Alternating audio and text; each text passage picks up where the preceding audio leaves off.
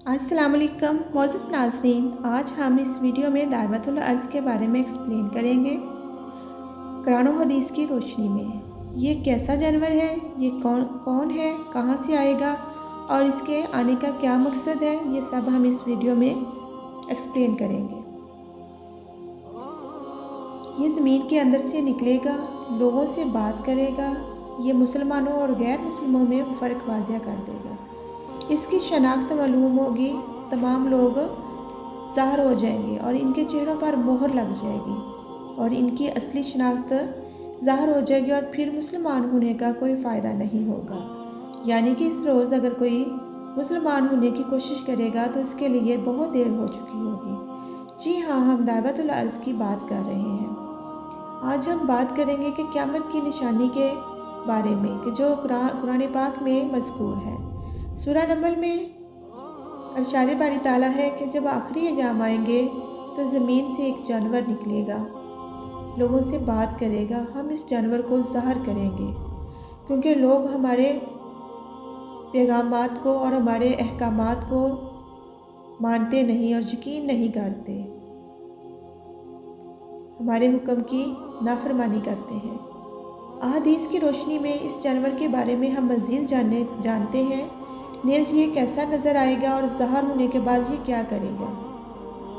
हज़रत हुज़ैफ़ा रज़ियल्लाहु तआला अन्हा बयान करते हैं कि हज़रत मोहम्मद सल्लल्लाहु अलैहि वसल्लम के मुताबिक क़यामत का दिन तब तक शुरू नहीं होगा जब तक कि ये 3 निशानियाँ ज़ाहिर ना हो जाए, जो कि दुनिया भर में 3 बड़े ज़िलज़ले हैं। पहला मशरक़ से मशरक़ की तरफ, दूसरा मगरब में और तीसरा जज़ीरा अरब से टकराएगा।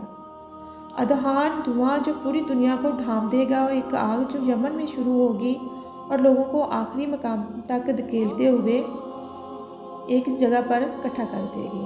दावतुल अर्ज़ दज्जाल के और हज़रत ईसा अलैहिस्सलाम और यजूज मजूज और मगरब से तुलू होने वाले सूरज, ये सब क़यामत की निशानियों में शामिल है। अल्लाह रब्बुल इज़्ज़त तब ऐसे लोगों की तौबा कबूल नहीं करेगा जो कि गुनाहों में गिरे होंगे, इनको माफ़ नहीं करेगा। जब सूरज मगरब से निकलेगा तो फिर गुनाहों की बख्शिश हरगिज़ नहीं होगी। इसी दौरान ये हैवान सफ़ा पहाड़ से निकलेगा। इसके बाद हजर अस्वद और मकाम इब्राहीम के दरमियान मस्जिद हराम तक जाएगा। ज़्यादातर लोग इसे देखकर भाग जाएंगे, लेकिन चंद ही भागेंगे और ये हैवान इनके पीछे भागेगा, इनके चेहरों पर एक निशान सा डाल देगा। फिर ये बाकी दुनिया में जाएगा और हर काफिर के माथे पर निशान लगा देगा। ये हर शख्स के हकीकी बातिन को जानने के लिए, लिहाजा कोई इससे छुपा नहीं रह सकेगा।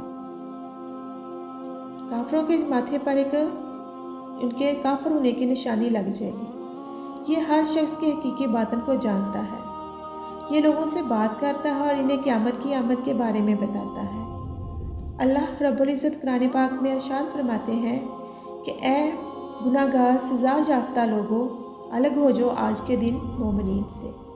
तो क़यामत से पहले हम जान लेंगे कि कौन मुसलमान है और कौन गैर मुस्लिम, और फिर क़यामत शुरू होने के बाद हम सब का हिसाब होगा। जिस तरह अल्लाह ताला ने हज़रत सालेह की ऊँटनी को पत्थर से निकाला, बिल्कुल इसी तरह अल्लाह रब्बुल इज़्ज़त इस हैवान को ज़मीन के अंदर से ज़ाहिर करेगा। अल्लाह रब्बुल इज़्ज़त ऐसा करेगा ताकि काफिरों को मालूम हो जाए कि वो किस कदर सरकश और गलत थे।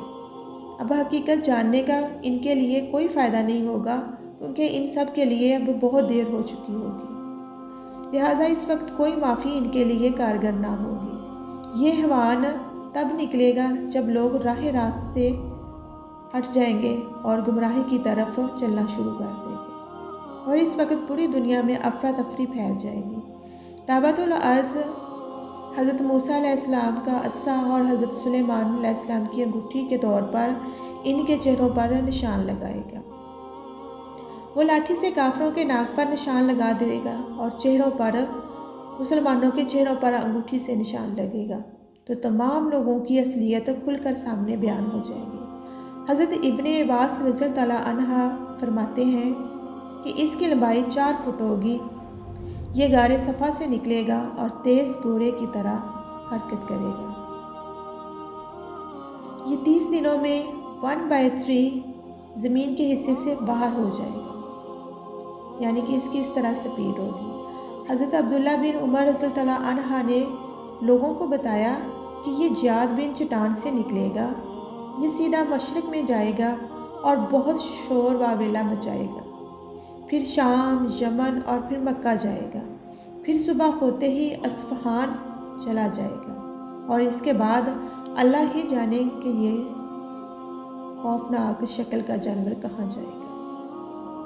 حضرت ابو ہریرہ رضی اللہ عنہ کے مطابق اس جانور کے مختلف رنگ ہوں گے، اس کے سینگوں کے درمیان ایک گھوڑ سوار کے گزرنے کے لیے کافی جگہ ہوگی، اس کے بال یوں ہوں گے کہ جیسے جانوروں کے پاؤں ہوں گے، اور اس کی داڑھی ہوگی لیکن دم نہیں ہوگی۔ یہ 3 سے 4 دنوں میں 1/3 سے زمین کے اتنے حصے سے باہر ہو جائے گا۔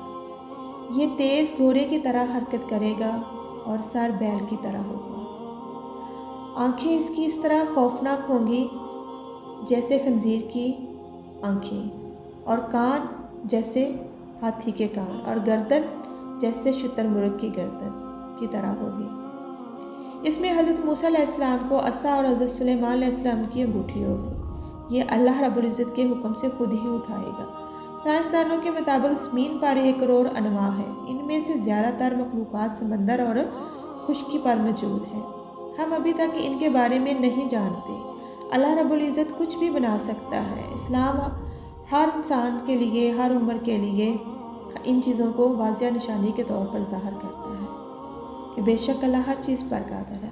قرآن اور حدیث سے ہمیں اس جانور کے بارے میں معلوم ہوتا ہے۔ قرآن کے مطابق یہ قیامت کے قریب ظاہر ہوگا۔ قرآن اور صحیح احادیث میں اس جانور کی ظاہری شکل کی صحیح وضاحت نہیں کی گئی ہے۔ شاید یہ کوئی جانور ہو یا کوئی جدید ٹیکنالوجی، یا شاید یہ ایک فتنہ ہو جو مسلم اور غیر مسلموں کو الگ کر دے گا۔ موجودہ دور میں مصنوعی ذہانت تیزی سے ترقی کر رہی ہے، اس لیے یہ ایک ایڈوانس سسٹم ہو سکتا ہے جو دنیا کے تمام نظاموں کو کنٹرول کرے گا اور ہر ایک کو پہچانے گا اور بتائیں گے کہ کون مومن ہے اور کون مشرک ہے۔ اللہ رب العزت سے یہی دعا ہے کہ ہم سب پر اللہ پاک اپنا فضل کرے اور ہمارا خاتمہ دین پر کرے، اور اللہ پاک ہم سب کو دنیا اور آخرت کے ساتھ اچھی دنیا بنائے اور اچھی آخرت بنائے۔ اللہ ہی کے پاس